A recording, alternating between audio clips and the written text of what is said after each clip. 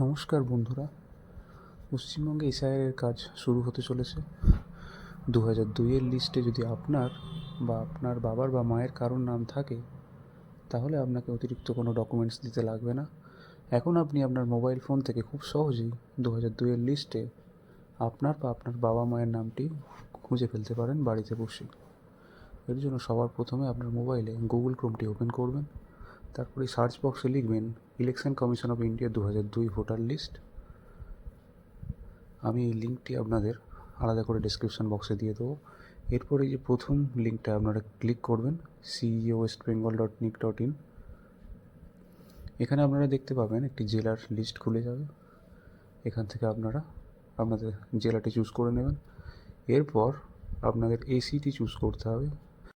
2002 সালে আপনার যে এসি ছিল সেটি এখান থেকে চুজ করে নেবেন।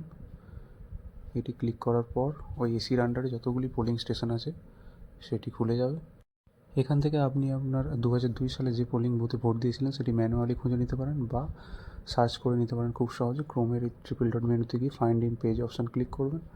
তারপর আপনার পোলিং বুথের নামটি এখানে টাইপ করে দেবেন, দিয়ে সার্চ বাটনে ক্লিক করবেন। ফর এক্সাম্পল আমি এখানে উলুবেড়িয়া কলেজ লিখেছি। আপনারা দেখতেই পাচ্ছেন উলুবেড়িয়া কলেজের দুটি সার্চ রেজাল্ট এসেছে।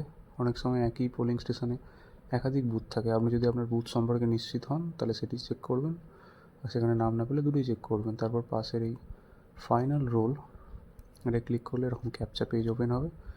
এখানে আপনার ক্যাপচাটি ফিল আপ করবেন।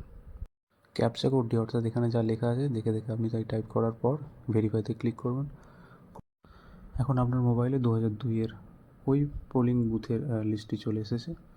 আপনি এখানে জুম করে দেখতে পাচ্ছেন ক্রমিক নম্বর, বাড়ির নম্বর, নির্বাচকের নাম, সম্পর্ক, লিঙ্গ, এপিক নাম্বার সব কিছুই পেয়ে যাবেন। এখান থেকে আপনি পরপর স্ক্রল করে আপনার বা আপনার বাবা মায়ের নামটি খুব সহজেই খুঁজে পেয়ে যাবেন। এখানে একটি কথা মনে রাখবেন, একই পোলিং স্টেশনে মাল্টিপল পোলিং বুথ থাকে।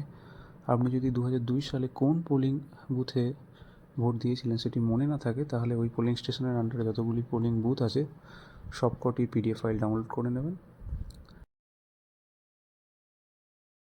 এই ফাইলটিকে পিডিএফ হিসেবে সেভ করার জন্যে ক্রোমের ট্রিপল ডট মেনুতে গিয়ে এই যে শেয়ার বাটনটি আছে এটিতে ক্লিক করবেন।